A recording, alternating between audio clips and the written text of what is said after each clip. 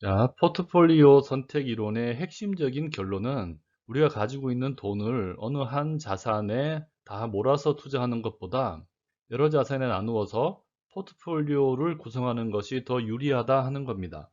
제가 이전 시간에 계란을 두 바구니에 나누어 담아서 투자하는 것이 더 유리하다 하는 이 사례가 이 포트폴리오 효과를 나타내는 사례다 하고 말씀드린 적이 있습니다. 그런데 유심히 들으신 분들은 기억하실 거예요. 이 나누어 담는다는 것의 의미가 우리가 넘어졌을 때 한쪽 바구니에 있는 계란은 다 깨지더라도 나머지 바구니의 계란들은 살아남는다 하는 이런 극단적인 경우만을 얘기한 것이 아니다고 얘기했습니다. 이게 A라는 바구니, 이게 B라는 바구니라고 했을 때요.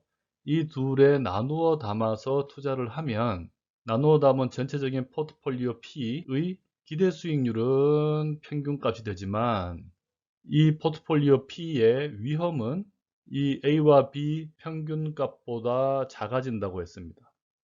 이런 이점이 바로 포트폴리오 효과다라고 얘기했어요. 오늘은 그것을 수식으로 한번 이야기해 보겠습니다. 이 A라는 바구니의 기대 수익률을 ERA, 그리고 B라는 바구니의 기대 수익률을 ERB라고 해보죠. 그리고 이 각각에 투자하는 돈의 비중을 WA, WB라고 표현하겠습니다. 그래서 이거 두 개를 합하면 1이 됩니다.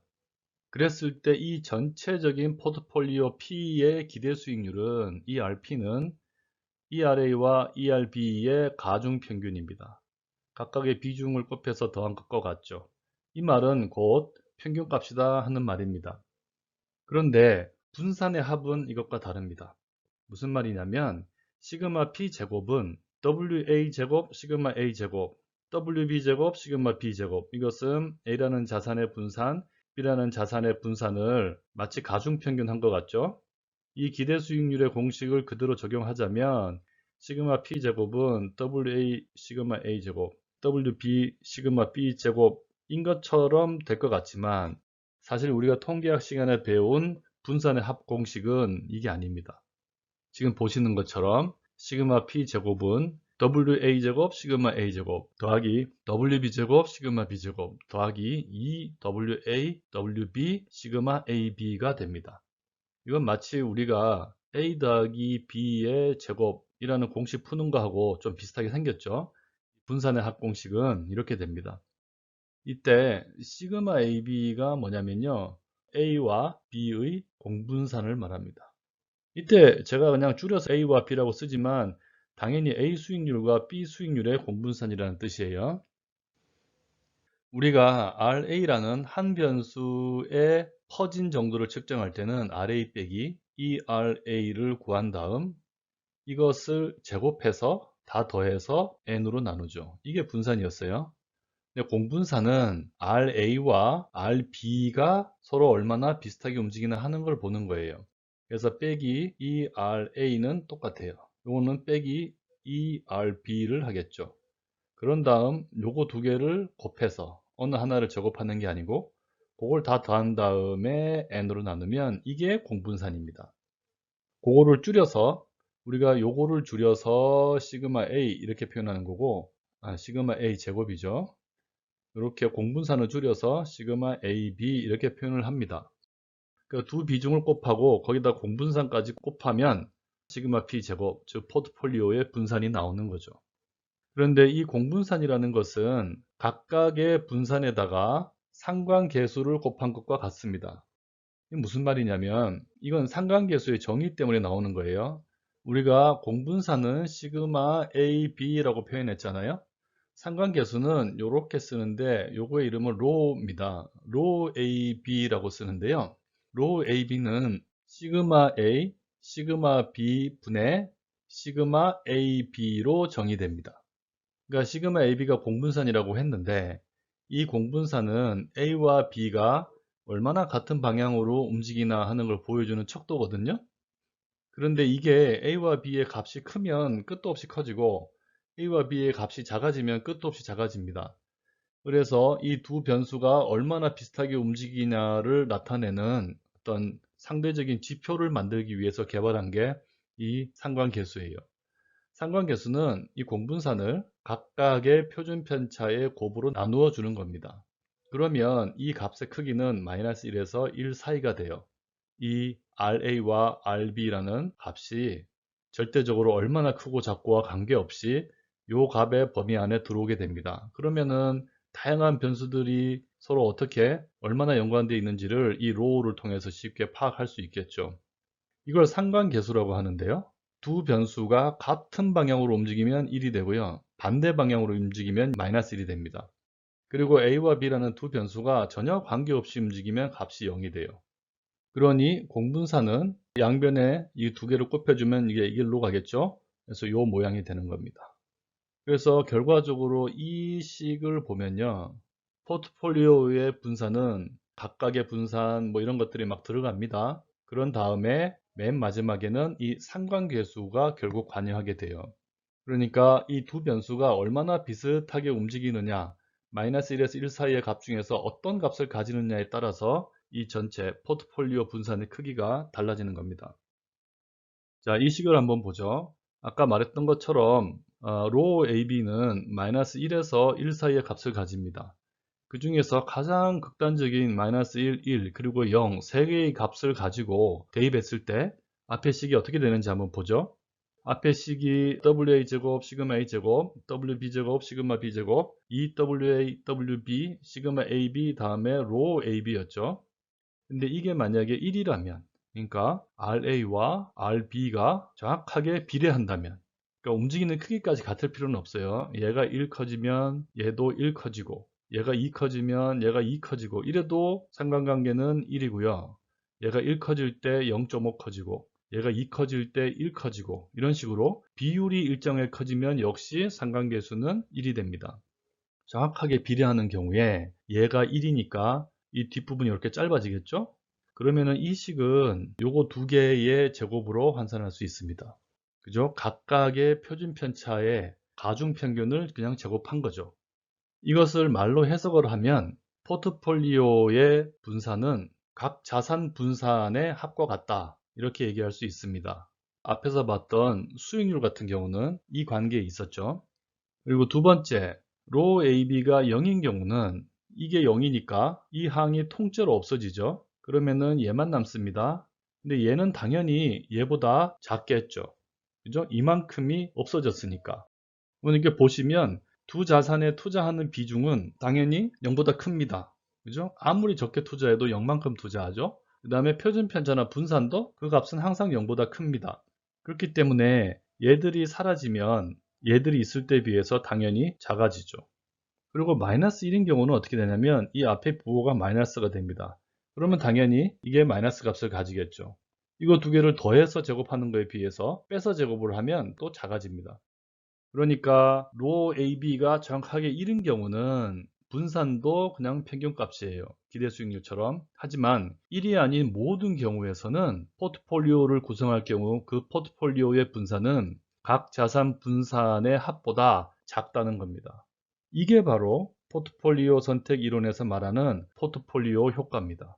이것 때문에 나누어 담는 거죠. 아까 두 자산에 투자를 할 경우 포트폴리오를 구성하면 얘의 수익률은 각 자산 수익률의 가중평균이지만 얘의 위험은, 다시 말해서 분산은 각 자산 분산의 가중평균보다 작아진다고 얘기했습니다. 그게 바로 이 식을 통해서 증명이 되는 겁니다. 이 식을 처음 보면 약간 복잡해 보여요. 근데 사실은 분산의 합공식 하나만 알면 아무것도 아닌 거예요. 수식은 여러분들이 한 번만 해보면 다시는 까먹지 않을 정도로 쉽게 기억이 됩니다. 이 포트폴리오 효과를 그림으로 한번 얘기해 볼게요. 아까까지는 A와 B 두 개의 자산이라고 얘기했어요. 근데 우리의 사례로 다시 돌아오죠. 우리가 관심 있는 M타워와 그리고 앞에서 살펴본 A, B, C타워 중에서 가장 우수했던 C타워 두 개 가지고 포트폴리오를 구성한다고 한번 생각을 해봅시다. C타워는 저위험 저수익의 특성을 갖고 있었고요. M타워는 고위험 고수익의 특성을 갖고 있었어요.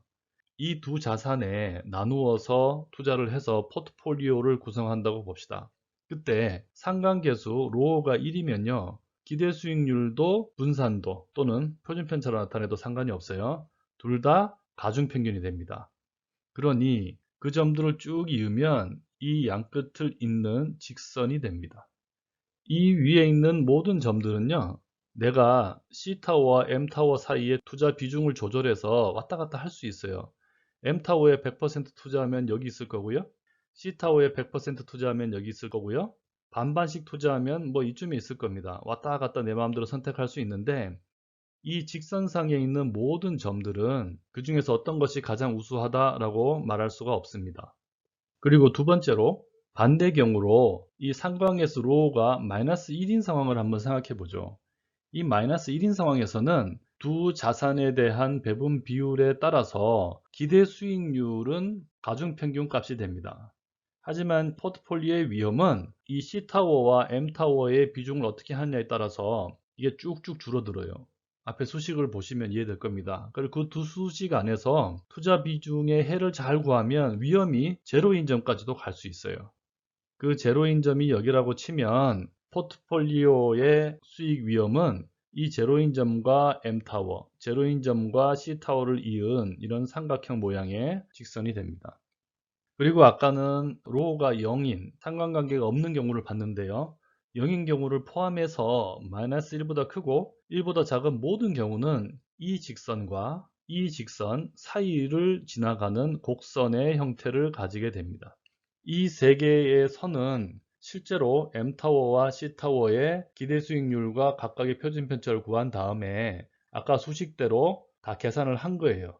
로우가 1인 경우, 0인 경우, 마이너스 1인 경우에 기대 수익률과 포트폴리오의 표준 편차를 계산한 겁니다. 기대 수익률은 그냥 어떤 경우인가와 관계없이 가중평균 값이니까 한 줄이고요. 그리고 두 자산으로 구성된 포트폴리오의 분산은 이 로우 값이 얼마인가에 따라 달라지기 때문에 세 가지 케이스로 계산을 했어요. 그래서 그거를 그래프에다 그리면 이제 이렇게 되는 겁니다. 여러분은 이 중에서 이 곡선을 잘 기억하셔야 돼요. 이 세상에 있는 어떤 두 개의 자산도 그 상관관계가 정확하게 1이거나 마이너스 1이기는 힘들어요. 현실적으로 가능한 것은 이 사이에 있는 이 곡선이죠. 이 곡선이 얼마나 볼록한가는 두 자산의 특성에 따라 달라지겠지만 어쨌든 모습은 위로 볼록한 형태를 가집니다. 수익이현 평면에서 이 위로 볼록한 이 곡선은요, 이 직선보다 우수해요. 왜냐하면 같은 위험 수준일 때는 수익률이 더 높고요. 같은 수익률 수준일 때는 위험이 더 작아요. 그러니까 여러분들이 두 자산을 섞어가지고 포트폴리오를 구성하고 싶다면 로우가 1인 것들 두 개를 고르는 것보다 1이 아닌 것들을 고르는 게 훨씬 유리하죠. 할 수만 있다면은 로우가 마이너스 1인 거 두 개로 하면 가장 상단에 있는 선을 선택할 수 있습니다. 근데 아쉽게도 이런 두 자산은 찾기 힘들겠죠. 자, 두 개의 자산으로 포트폴리오를 구성하면 그 포트폴리오의 수익 위험 특성이 어떤 곡선으로 나타나는지를 한번 봤습니다. 근데 이 세상에는 자산 두 개만 있는 게 아니죠. 수도 없이 많은 자산들이 있습니다.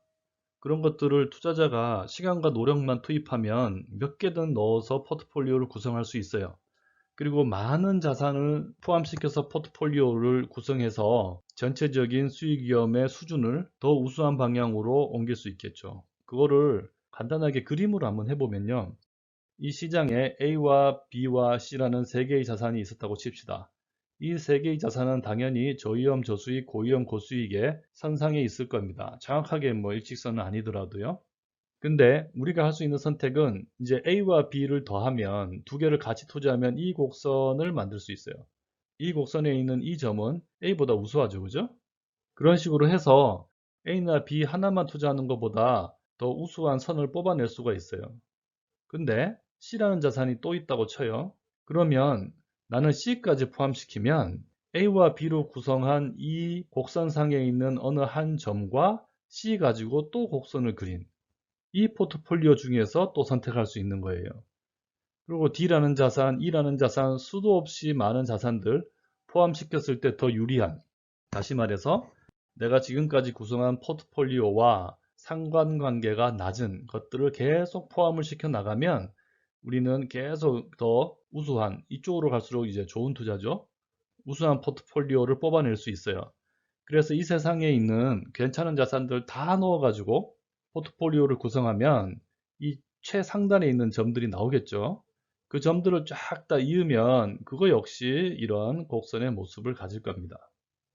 근데 이 곡선 중에서요, 이 왼쪽에 있는 꼭지점 있죠?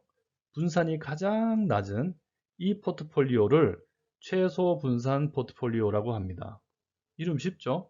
분산이 가장 작은 포트폴리오란 얘기예요. 이 중에서 이 최소 분산 포트폴리오보다 밑에 있는 얘들은 선택할 이유가 없어요. 그죠? 얘를 선택할 바에는 이런 포트폴리오를 구성하는 게 더 낫습니다. 그래서 이 최소 분산 포트폴리오보다 상단에 있는 이 선이 우리가 현실적으로 만들어낼 수 있는 가장 우수한 포트폴리오들의 집합입니다. 이게 지금 우상향하는 모습을 보이고 있기 때문에 저 중에서 어떤 게 더 우수하다 하는 말은 할 수가 없어요. 그 우열을 가릴 수 없는 가장 우수한 포트폴리오들의 집합을 나타내는 이 곡선을 효율적 프론티어라고 합니다. 프론티어는 제일 앞서 나가 있는 걸 말하는 거죠. 우리가 가장 효율적으로 구성할 수 있는 프론티어가 바로 이겁니다. 그러니까 모든 투자자들은 이 효율적 프론티어에 도달하기 위해서 자산들을 찾고 그것들 간의 비중을 계산하고 해가면서 투자를 하는 거예요. 그러면 이 효율적 프론티어 위에 있는 점들 중에서는 어떤 점이 가장 좋은 점일까? 생각해 볼 수 있겠죠. 근데 아까도 말씀드렸지만 객관적으로 이 중에서 가장 어떤 것이 우수하다 하는 점은 얘기할 수 없습니다. 저위험 저수익에서부터 고위험 고수익에 서로 다른 특성을 가지니까요. 하지만 투자자인 나에게 가장 어울리는, 나에게 가장 맞는 점은 찾을 수 있습니다. 자기 취향이 있으니까요.